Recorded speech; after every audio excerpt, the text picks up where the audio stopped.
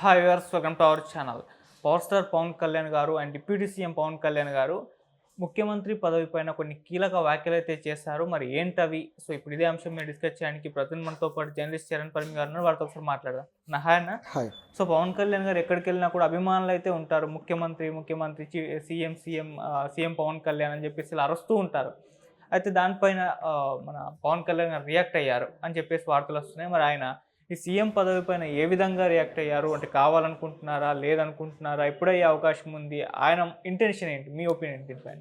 పవన్ కళ్యాణ్ గారు ఒక్కోసారి ఒక్కో రకంగా మాట్లాడుతూ వస్తుంటాడు. సో దేని విషయంలో ఆయన ఇంటెన్షన్స్ ఏంటి అనేది మనం లాజికల్గా పట్టుకొని మాట్లాడడం తప్పితే ఆయన వ్యాఖ్యలను బట్టి మనం డిజైర్ చేయలేం. ఎందుకంటే అలా ఉంటాయి ఆయన వ్యాఖ్యలు. సో చాలా సందర్భాల్లో నాకు సీఎం పదవి మీద ఆశ లేదు, నేనేమి ఇట్లా పదవులు కోరుకోవట్లేదు, పదవులు నాకు ఆసక్తి లేదని చెప్పేసి అనేక సార్లు అన్నాడు. ఆయన రాజకీయాల్లోకి వచ్చినప్పుడు అదే మాట మీద ఉన్నాడు. నేను కేవలం ప్రశ్నించడానికే వచ్చాను, ప్రభుత్వాన్ని ప్రశ్నిస్తాను అని. మొదటి టర్మ్లో అందరూ కూడా ఆయన ఫ్యాన్స్ సీఎం క్యాండిడేట్ అని గోల చేస్తున్నా సరే ఆయన పట్టించుకోలేదు, అసలు పోటీ కూడా చేయలేదు. చంద్రబాబు గారికి మద్దతు ఇచ్చాడు. తన వైపు నుంచి, తన పార్టీ నుంచి క్యాడర్ని ఎవరిని కూడా క్యాండిడేట్ని అభ్యర్థిగా పెట్టలేదు. కేవలం తన ఓట్లు, తన వైపు ఉన్న ఫ్యాన్స్ ఓట్లు అటువైపు మళ్ళడానికి ప్రయత్నించాడు. దానిలో కొంతవరకు సక్సెస్ అయ్యాడు, ఎందుకంటే ఆ టర్మ్లో చంద్రబాబు గారు సీఎం అయ్యారు కాబట్టి. ఆ తర్వాత సెకండ్ టర్మ్కి వచ్చేసరికి మాత్రం ఆయన పొత్తు ఏమీ లేకుండా బయటకు వచ్చేసి చంద్రబాబు గారిని కూడా విమర్శిస్తూ, ఆయన ప్రభుత్వాన్ని, ఆయన చేసిన పనులను విమర్శిస్తూ తాను అనేక చోట్ల తన అభ్యర్థులను పెట్టి పోటీ చేశాడు.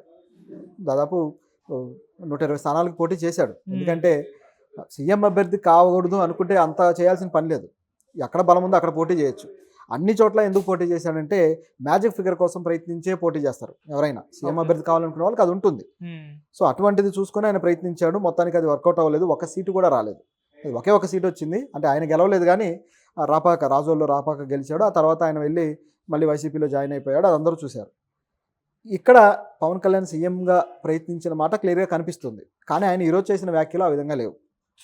ఏమన్నాడంటే, నాకు సీఎం పదవి మీద ఏమాత్రం ఇంట్రెస్ట్ లేదు, నేను నటుడు అవ్వాలనుకోలేదు కానీ అయ్యాను, అలాగే డిప్యూటీ సీఎం అవ్వాలనుకోలేదు కానీ ఇప్పుడు డిప్యూటీ సీఎం అయ్యాను, అలాగే సీఎం అవ్వాలని నాకేం కోరిక లేదు, చంద్రబాబు గారే దానికి అర్హులు, ఆయన అనుభవజ్ఞులు, ఆ అనుభవం అవసరం రాష్ట్రానికి, నాకైతే ఎటువంటి ఆశ లేదన్నాడు. నాకు దేశం అంటే ఇష్టం, దేశం కోసం పనిచేయడం నాకు ఇష్టం, కష్టపడి పనిచేస్తాను, నేను ఇందులోనే ఆనందం ఎత్తుకుంటాను అని చెప్పేసి ఆయన అన్నాడు.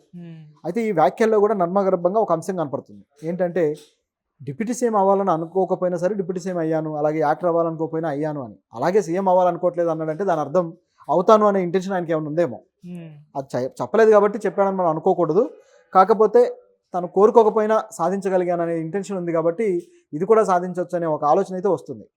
నిజానికి మొన్న ఎలక్షన్కి ముందు కూడా ఎక్కడికి వెళ్ళినా ప్రచారానికి సీఎం అని అరుస్తుంటే ఆయనకే ఇరిటేషన్ వచ్చి అన్నాడు, మీరు నన్ను సీఎం అని అరుస్తారు కానీ నాకు ఓట్లు మాత్రం వేయరు అని చెప్పేసి ఒక విధంగా కోప్పడ్డాడు.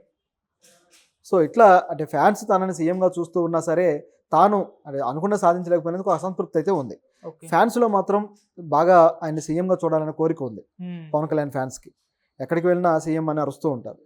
సో ఈ వ్యాఖ్యలకు మరి వాళ్ళు డిసప్పాయింట్ అవుతారా అంటే కొంతవరకు డిసప్పాయింట్ అవుతారు. మరి ఇలా కాకుండా వేరేలాగా కూడా ఆయన చెప్పలేడు కదా. ఇప్పుడున్న అలయన్స్ ప్రకారం చూసుకుంటే చంద్రబాబు గారు కాదు నేనే కరెక్ట్ క్యాండిడేట్ని అని చెప్పి చెప్పలేడు కదా. సో ఆయన కేవలం కొద్ది సీట్లకు పరిమితమైనప్పుడు కూడా కూటమిలో ఇదే విమర్శ వచ్చింది.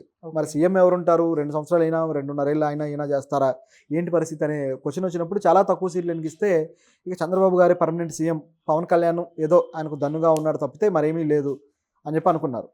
ఈ డిప్యూటీ సీఎం పదవి కూడా గమనించి చూస్తే ఇది ఒక స్పెషల్గా ఒక క్యాడర్గా కనపడుతుంది. ఇప్పుడు గతంలో ఈ డిప్యూటీ సీఎం పదవిని ఎవరూ పట్టించుకోలేదు. వైఎస్ఆర్సీపీ హయాంలో డిప్యూటీ సీఎం ఎవరంటే ఎవరు చెప్పలేరు. అది పరిస్థితి. వైఎస్ఆర్సీపీ టైంలో జగన్ 5గురికి ఇచ్చారు డిప్యూటీ సీఎం పదవులు. డిప్యూటీ సీఎం 1, డిప్యూటీ సీఎం 2, ఇట్లా అసలు అదేం పదవి ఎవరికి అర్థం కాల.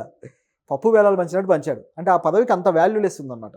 అంటే డిప్యూటీ సీఎం అంటే సీఎంకి డిప్యూటీగా ఉన్నా సరే సీఎంకు ఉన్నంత, సీఎం లేనప్పుడు సీఎం పనులన్నీ కూడా మీదేసుకొని చేయాల్సిన అర్హత ఉన్నా సరే ఆ పదవి అనేది ఏమైపోయిందంటే ప్యాసివ్ అయిపోయింది అనమాట. ఆ పదవికి ఉండే అధికారాలు ఏమీ చేయడానికి అవకాశం లేని పరిస్థితిలో ఉన్నాయి కాబట్టి ఎవరు పట్టించుకోలేదు. పవన్ కళ్యాణ్ గారికి ఆ పదవి మరి ఎందుకు ఇచ్చారు, అంత ప్యాసివ్గా ఉండే పదవి అని చెప్పి చూస్తే నెంబర్ 2గా ప్రభుత్వంలో పవన్ కళ్యాణ్ చూపించడం కోసమే అది ఇచ్చారనేది క్లియర్. మరి నెంబర్ 2గా చంద్రబాబు గారు ఎందుకు చూపించాలి, అంత అవసరం ఏముంది, సీఎం తర్వాత అంతటి స్థాయి వ్యక్తి అని ఎందుకు చూపించాలి? పవన్ కళ్యాణ్ కోరుకోకపోతే ఇస్తాడా? ఆయనకు ఆల్రెడీ 4 మంత్రి పదవులు ఇచ్చాడు, సరిపోవా? అంటే పవన్ కళ్యాణ్ గారు ఇక్కడ తనకంటూ ఒక స్థాయి కనపడాలి, ప్రభుత్వంలో నేను నెంబర్ 2గా కనిపించాలనే ఉద్దేశం ఉంది కాబట్టే చంద్రబాబు గారిని ఆ విధంగా ఒత్తిడి తేబట్టే అది ఇచ్చారు. అది ఇవ్వటం వల్ల ఆయనకు నష్టమేం లేదు. నిజానికి హోంమంత్రి పదవి అడిగితే అది ఇంకా ఎక్కువ తలనొప్పి చంద్రబాబు గారికి. ఎందుకంటే పవన్ కళ్యాణ్ గారు ఎటువంటి వ్యాఖ్యలు చేస్తారు, ప్రభుత్వానికి సంబంధించి ఏ వ్యాఖ్యలకు ఎలాంటి ప్రాధాన్యత వస్తుందో తెలియదు. ఓకే. అది ఎక్కువ తలనొప్పి. కానీ పవన్ కళ్యాణ్ అది అడగకుండా ఇదే ఎందుకు తీసుకున్నారు, వేరేగా మళ్ళీ 4 మంత్రి పదవులు ఎందుకు పెట్టుకున్నారు? దీన్ని బట్టి గమనించి చూస్తే ఆయనకి సీఎం స్థాయి హోదా కావాలి అని కోరుకుంటున్నట్టుగా క్లియర్గా కనిపిస్తుంది. కాకపోతే ఇప్పుడున్న ప్రభుత్వానికి సంబంధించి ప్రభుత్వంలో ఆయన ఒక భాగస్థుడు కాబట్టి సపరేట్గా నేను సీఎం క్యాండిడేట్ని లేకపోతే నేను సీఎంని అని చెప్పుకునే పరిస్థితి ఆయన తీసుకోడు. అది మళ్ళీ లేనిపోయిన వివాదాలకు దారితీస్తుంది. కాబట్టి ఆయన ఈ విధంగా మాట్లాడాడు. కాకపోతే ఆయన లోపల ఉన్న ఇంటెన్షన్ అనేది ఇందులో కనిపిస్తుంది. దాంట్లో ఎటువంటి సందేహం అయితే లేదు. అండ్ భవిష్యత్తులో కూడా దానికి ఆల్రెడీ పావులు కదుపుతూ ఉన్నాడు. ఇప్పుడు ఎందుకు ఈ లడ్డు వివాదంలో ఇంత అగ్రెసివ్గా ఉన్నాడు, చంద్రబాబు గారు ఎందుకు లైట్గా ఉన్నారంటే కారణం పవన్ కళ్యాణ్ గారు తనకంటూ ఒక రూట్ వేసుకుంటున్నారు అనేది క్లియర్. చంద్రబాబు కన్ఫ్యూజ్ అవుతున్నారు నిజానికి పవన్ కళ్యాణ్ ఎటువంటి యాక్టివిటీలో వెళ్తున్నాడో అర్థం కాక. కాబట్టి పవన్ కళ్యాణ్ గారికి వెనకాల ఆల్రెడీ ఒక స్ట్రాటజీ నడుస్తూ ఉంది సీఎం క్యాండిడేట్గా ఇవ్వడానికి. సో ఇది ఇక్కడ ఆయన కనిపిస్తున్న విషయం. ఆయన అనకపోయినా సరే ఆయన వెనకాల ఉన్న ఉద్దేశం అయితే అదే. ఓకే. అంటే ఇప్పుడు ఈ సీఎం పదవి మీద కామెంట్స్ చేస్తే కాస్త నెగిటివ్ అయ్యే ఛాన్స్ ఉంది. ఎందుకంటే ఆయన కూటమి ప్రభుత్వంలో ఉన్నాడు. మరి అందుకే ఇటువంటి ఇలా కర్ర చావద్దు పాము విరగదన్న స్థితిలో చెప్పారు అని కూడా కామెంట్స్ వినిపిస్తున్నాయి. మీరేం చెప్తారు దానికి? అది వాస్తవమే. నిజం చెప్పాలంటే ఏమాత్రం బయట పడలేదు. ఈ ప్రజలు ఇచ్చినా నేను తీసుకోగలను అని కూడా అనలేదు. లేకపోతే ప్రజలు ఆ విధంగా చూస్తే నేను ముందుకెళ్తానని కూడా అనలేదు. ఏమీ అనలేదు. కేవలం చంద్రబాబు గారి మీద నమ్మకం ఉంది నాకు, చంద్రబాబు గారు దీనికి సరైన వ్యక్తి అన్నాడు. కాకపోతే ఆ హింట్ అనేది దొరికింది ప్రజలకి. అయితే ఇప్పుడు ఇంత రాజకీయ ప్రాధాన్యత దీనికి అవసరమా అంటే ఇప్పుడు ఉన్న పరిస్థితుల్లో ఈ అలయన్స్ ఇప్పుడు ప్రస్తుతానికి అయితే బాగానే ఉంది కాబట్టి దీనికి ఇప్పుడు ప్రాధాన్యత రాదు. కానీ భవిష్యత్తులో ప్రాధాన్యత వచ్చే అవకాశం అయితే ఉంది. ఎందుకంటే పవన్ కళ్యాణ్ గారు ఇండివిజువల్గా ఎప్పుడైతే పోటీ చేయాలని రెడీ అవుతారో అప్పుడు ఆ ఇది వస్తుంది. మరి నెక్స్ట్ టర్మ్లో ఆ విధంగా పోటీ చేసే అవకాశం ఉందా అంటే చెప్పలేం. ఎందుకంటే ఈ 4 సంవత్సరాలు 4.5 ఏళ్ళు ప్రభుత్వ పరిపాలన బట్టి ప్రభుత్వం మీద వచ్చే వ్యతిరేకతను బట్టి అది డిసైడ్ అవుతుంది. ఒకవేళ ప్రభుత్వం మీద భారీ స్థాయి వ్యతిరేకత వస్తే ఖచ్చితంగా పవన్ కళ్యాణ్ విడిగా పోటీ చేయాల్సిందే.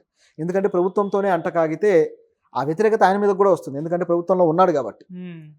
ఒకవేళ విడిగా పోటీ చేయాల్సిన పరిస్థితి వస్తే అప్పుడు ప్రభుత్వం నుంచి డిటాచ్ అయినట్టు అవుతుంది.